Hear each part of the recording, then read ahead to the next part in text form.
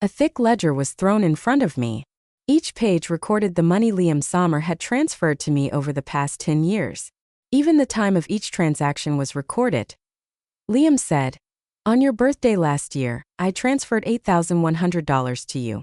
On our 10th anniversary, I transferred $108,000 to you. And at the beginning of every month, I transferred $20,000 to you for your living expenses. You must pay me back by the end of today." Each transfer has been recorded with the transaction time, so you can compare and check for yourself. What's wrong? You can't afford to repay me?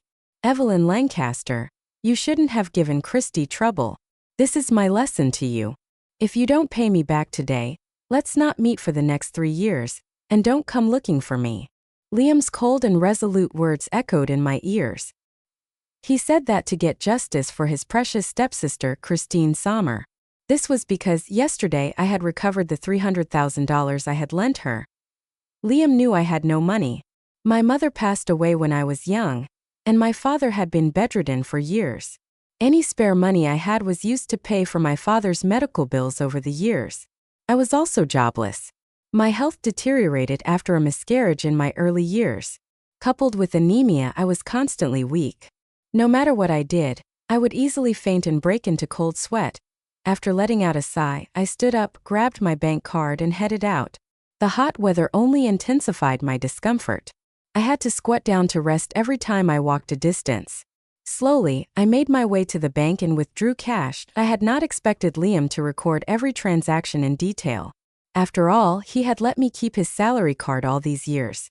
Fortunately, I had never touched the money in his salary card in the past 10 years, nor had I misused any of the money he sent me. Otherwise, I would not be able to pay him back now. After some calculations, the amount was about right. I added an extra $50,000 from the $300,000 I recovered. My father was in a critical situation and urgently needed money for treatment yesterday. I had told Liam that the $300,000 I recovered was to save my father's life. After withdrawing the money, I felt lost. I did not know where to find Liam. I made a few phone calls, but they were all hung up on. Perhaps annoyed, Liam eventually blocked me. Countless waves of sadness surged through my heart, and I sniffled. Things were not like this between Liam and me in the past. Even if I called him many times in one day, he would always answer with patience. With that in mind, I logged into an application I had not used in a while. It was a location tracking application we had both downloaded when we were head over heels in love with each other. Following the location, I found myself standing at the door of the private room he was in. Inside, Christine's laughter was especially loud. "Evelyn is so stingy. Wasn't it just $300,000? Liam, the bag you bought me is worth way more than that. Liam, what if Evelyn doesn't pay you back?" I heard Liam reply nonchalantly, "I just won't see her for the next 3 years then. I can move in with you and make it up to you during this period. What do you think?" Christine squealed and smiled more broadly. "But what if Evelyn breaks up with you?" The atmosphere froze for a moment, and Liam's words hit me. "She won't break up with me. She's looking forward to marrying me. She's been with me for 10 years and miscarried once. Who else is she going to go to if she leaves me? Besides, she can't work, and her father has cancer. If I hadn't supported her, would she have been able to survive on the savings she has?" My hand trembled slightly as I carried the bag, and my legs were too weak to feel. I was afraid that my crying would alert them, so I pressed the elevator button in a panic. As I slid down against the elevator wall, my tears dripped onto my hand. A month ago, Liam's long-lost stepsister, Christine, showed up at our door. In the private room. Christine wore a white slip dress. She bit her lip while her eyes were red. "Liam, I'm sorry. I won't pester you anymore, but I desperately need that $300,000 for an emergency. Just 1 month. I'll pay you back after 1 month. I can even write an IOU. I beg you." No matter how much Christine pleaded, Liam remained expressionless. However, I could sense something was unusual about him. Due to his restraint, his grip on my right hand tightened unconsciously. The sharp pain in my wrist made me scream. "Ouch!" Liam did not seem to hear me. It was eventually Christine who lunged forward to grab Liam's other hand, making him loosen his grip slowly. However, he also angrily pushed Christine away. "Who allowed you to touch me?" Startled, Christine stammered an apology. Liam eventually blamed it on me. You want to borrow money? Ask Evelyn if she agrees first. All of my money is with Evelyn. He emphasized my name with such weight that I could see the pain and struggle in Christine's eyes. The moment Christine called out my name, Liam kicked over a chair and left. That day, I took out $300,000 from my savings to lend to Christine. Though I disliked her, she did seem to be desperately in need of money. I made sure she wrote an IOU before I gave her the money. Liam knew I disliked Christine.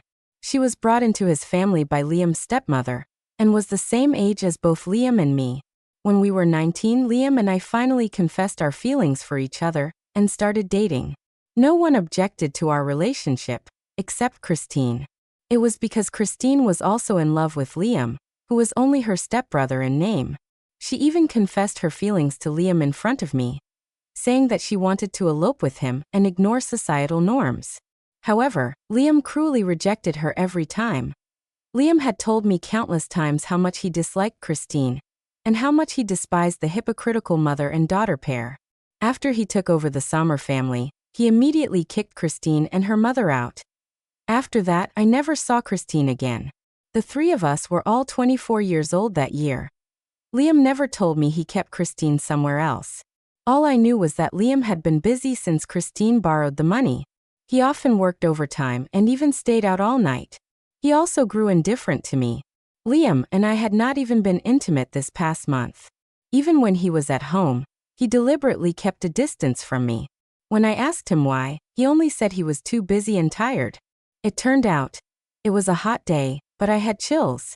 Feeling nauseous, I started retching on the roadside while holding on to the telephone pole. I had no idea how I got home. The chills only faded when I soaked in the bathtub filled with warm water. Liam called. Evelyn, your time is up and you didn't transfer the money to me. I smiled wryly. It had only been 4 hours since Liam asked me to pay him back, and he was already eager to move in with Christine. I was silent. Liam impatiently announced the result. I'll come back later to get my luggage. We won't see each other for 3 years. Evelyn, remember this lesson. If you still want to marry me, spend the next 3 years in the apartment and reflect on yourself. If you realize your mistake after 3 years, I may consider marrying you. I forced a smile. Okay, got it. Liam probably forgot what I said to him on our 10th anniversary that I hung up the phone and sank into the water thinking, Liam, you didn't keep your word. When I woke up in the morning, Liam had already moved out with his stuff. Half the house was suddenly empty, and I could not get used to it. After finishing breakfast, I planned to visit my father at the hospital. After a full day and night of persistence, my father was finally admitted to the intensive care unit. All I could do was look at his frail face through the glass. A man said, when his condition stabilizes, he can be transferred to a regular ward. After that, he can continue chemotherapy.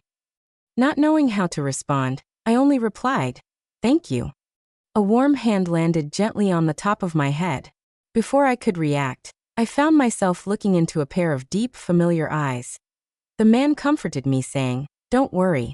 Mr. Lancaster will be fine. Even though it's terminal stomach cancer, there's still a 30% to 50% chance of recovery. You need to have faith in him and in the doctors. Strangely, I felt a sense of security that I took the elevator downstairs and ran into Christine at the payment counter. She greeted me with a sweet smile. What a coincidence. I didn't expect to see you here.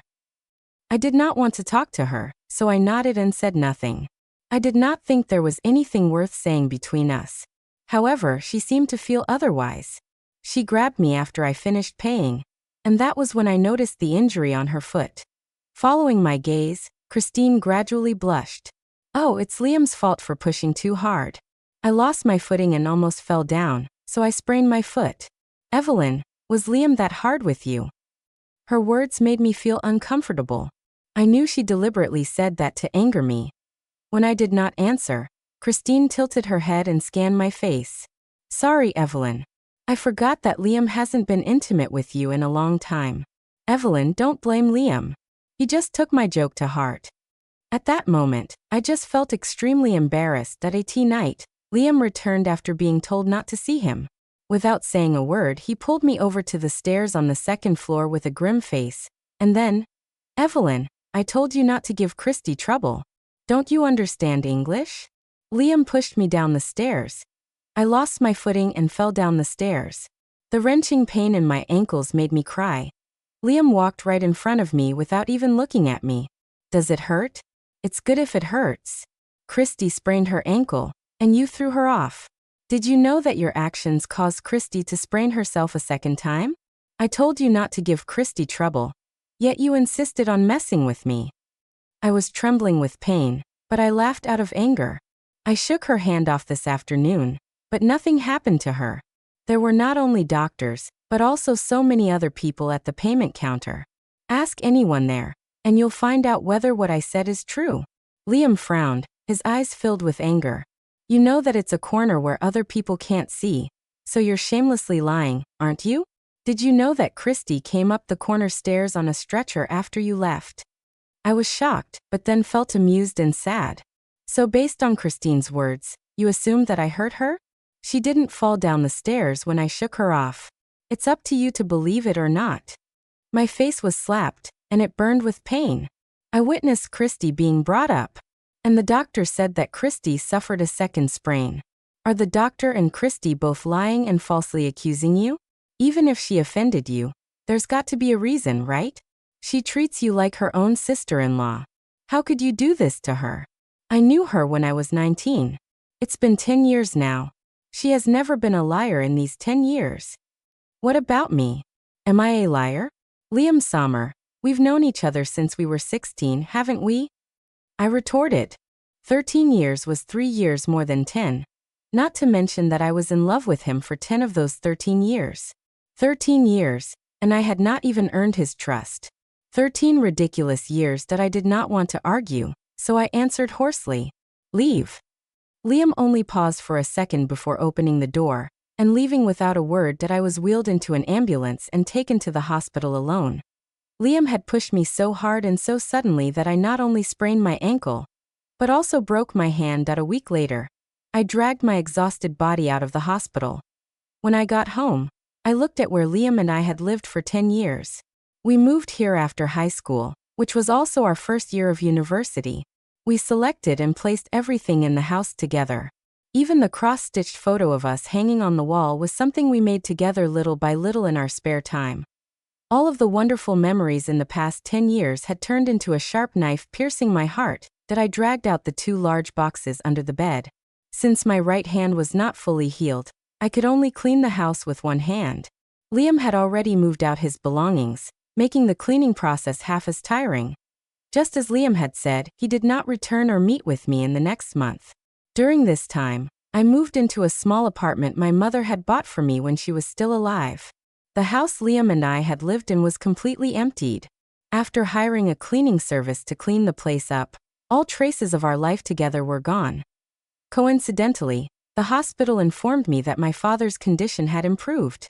I decided to take the doctor's advice and transfer him to a central hospital in another city, that I still wanted to see Liam one last time before leaving. I thought some things were better explained in person. I considered it a proper closure to our 10 years together. However, the moment I texted him, I realized that Liam had blocked me on WhatsApp. Having no choice, I opened Christine's social media. Previously, I had muted her posts. I knew Liam was likely with her. Sure enough, I spotted his silhouette in a post that Christine had uploaded just 30 minutes earlier, that I drove over to the bar and knocked on the door of a private room. The door opened from inside, and I instantly saw the couple sitting at the center of the room. They were passionately kissing amid the crowd's cheers. Once the kiss ended, a trace of saliva fell. Blushing, Christine buried her head in Liam's shoulder. Seeing me, the two parted awkwardly. Liam asked, "What are you doing here?" I heard my voice trembling. "Liam, your brother and sister." Liam nonchalantly faked a smile. "We're not biological siblings, so what does it matter? What are you doing here? Didn't I say we wouldn't see each other for 3 years? Why do you come to me now?" There was a momentary silence, and Christine's innocent eyes blinked. "You haven't run out of money, have you?" I smiled wryly and suddenly felt that there was nothing wrong with leaving an incomplete ending. I left the bag of money I was holding and turned around to leave. Early the next morning, I came to the hospital to escort my father. I discussed with the hospital to have the ambulance take him there while I follow them in a car. After wheeling my father into the ambulance, the doctor who had encouraged me that day stopped me that I was so distracted that day that I did not see the doctor's tag pinned to his chest. Today, I saw it clearly. I did not know he was also a department head, and I certainly had no idea he was Andrew Jenkins, the neighbor I grew up with. That he smiled. Evie, I wish you and Mr. Lancaster a new life. The moment I left Oceania, I told myself I would, and every day that followed was a new life.